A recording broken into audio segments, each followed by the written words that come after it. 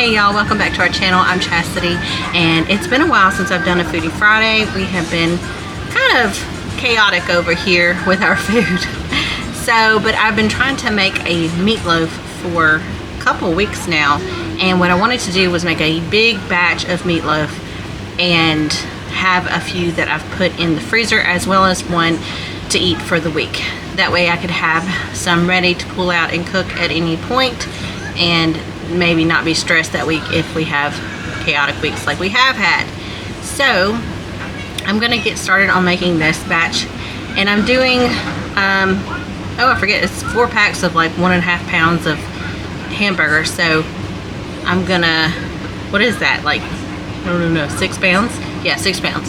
So I'm gonna try to do 4 meatloaves. One's gonna be for our lunch this week, and I'm gonna make some acorn squash and some Brussels sprouts to go with that, and also going to make the rest up and freeze those so that we can have those for later. Okay, so let's get started on this. Welcome back, y'all. I'm so sorry it has taken me so long to get another Foodie Friday video out. I've been trying to make this meatloaf for like 2 weeks, and even now I'm struggling to get this video done in time. But anyway, here we go. I got 4 pounds of, well, no, I'm sorry. I think it was more like 8 pounds of meat. And I wound up doing 8 celery sticks. They were kind of small. And then I don't know how many carrots that was. And then I had some parsley that I decided to go ahead and chop up, which was a mistake on my part because I could have used it for my acorn squash. However, we did some garlic cloves, onion. Also had onion that was in the fridge, so I did 1 whole onion, and I used my onion that was left in the fridge that I needed to go ahead and cut up and use. So it wound up being really about 2 full onions, and you can see the bowl full of all the veggies. I did a rough chop on these. If you like to chop them finer, you can definitely do that, but for some reason I just didn't feel like chopping them up real fine. Anyway, I cracked about 8 eggs into this. We put in some sage, thyme. Those were both a tablespoon, and 2 tablespoons of oregano, 2 tablespoons of salt, 2 tablespoons of garlic powder, and 2 tablespoons of onion powder. And I know I have garlic and onion in this, but I don't use breadcrumbs a lot, and I do not use milk in my meatloaf. So what I do is I use the garlic powder and the onion powder as the bready material or whatever to make the meatloaf actually stick together with the egg. That way it's not just mush. Anyhow, okay, I don't know if that makes sense. I'm trying to make that make sense. But anyway, we put our seasonings in. I also add in Worcestershire, which I think I use about 2 tablespoons in this recipe. So something else that I did was I had some marinara for pizza that I had in the fridge that I made up. We made a pizza the weekend before, and I decided I needed to use that, and I didn't feel like freezing it to save it for another pizza later, and I was being lazy, so I just used that in the meatloaf instead. Worked out fine, because usually I would mix up tomato sauce, a little bit of brown sugar, and some Worcestershire, which the Worcestershire already went in. But that is usually like my tomato base in my meatloaf. Anyhow, went to mixing. It all turned out good. I like to get in there and just be able to feel everything and make sure it's all completely incorporated.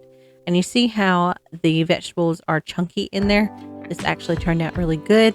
I was worried that Phoebe would not like the texture with them, but they turned out really good in my opinion, and she enjoyed them. And I got a bright idea to put my Brussels sprouts in a pan and let the meat drippings drip onto them. So I did coat them in olive oil and salt, but I let the drippings from the meatloaf also cook them, and they were very tasty. However, I will not do this exactly the same again, because you will see later that the meatloaf actually gets stuck onto that rack. I should have sprayed it down with something, or maybe coated it with something. I don't know. I should have done something. I don't know. It got stuck. So I am wrapping up the rest of my meatloaves. They actually turned out to be about 2 pounds a piece. I got 4 meatloaves in the freezer now, and we had one that we cooked.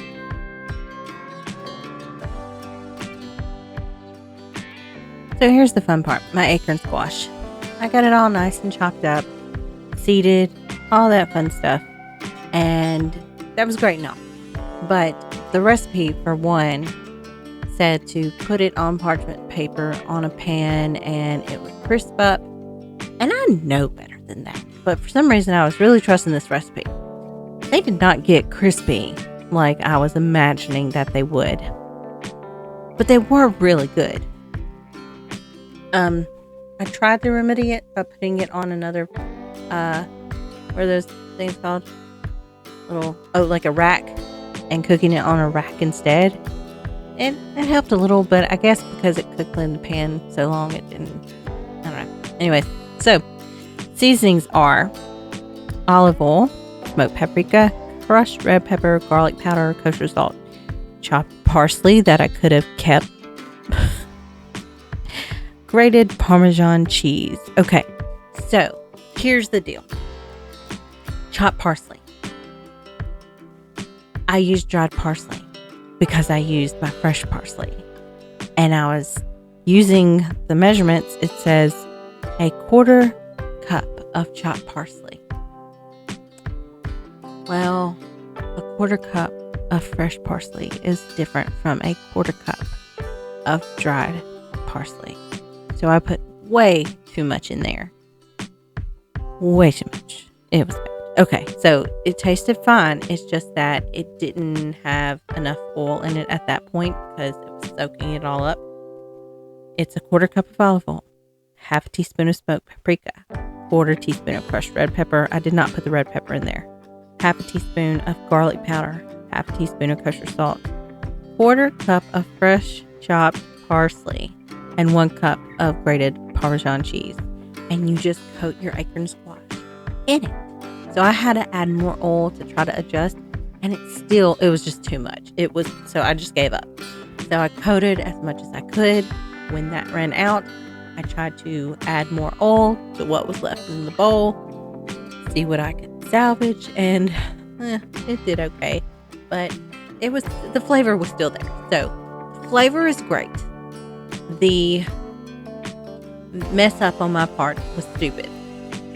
I didn't say before that I cooked the meatloaf at 350 for like 45 minutes or until the internal temperature was 265. And see, I get my meatloaf stuck to the pan. That's really wonderful, but it still turned out okay. It was good. Cook it at 350 till the internal temperature reaches 265. And then you want to turn it up to about 400 so that it can get crispy on the outside. Try not to burn it because sometimes I walk away and I burn things. And I did cheat and use ketchup because I forgot that I used all my marinara in the actual meatloaf. And that is how I seemed to roll whenever I was making everything on this particular day. So Phoebe is not a picky eater by any means, but I was trying to feed her some meatloaf off of a fork and she refused to eat it. And then I held some up to her face and she ate it. So she likes it. She just doesn't want to eat it off of a fork. That's it, guys. That is how I make my meatloaf. I don't use milk in my meatloaf. I'm not a fan of that. But I plated this up for Steven. Just wanted to show y'all. I had my Brussels sprouts in there and the acorn squash and some meatloaf. And it turned out really tasty. We really enjoyed it. All of us did. So I was very pleased about that. Thank y'all so much for watching. Make sure you leave us a like, a comment, and please subscribe to our channel. You can find us at Facebook and Instagram at Shorebound Farms. We will talk to y'all later. Bye.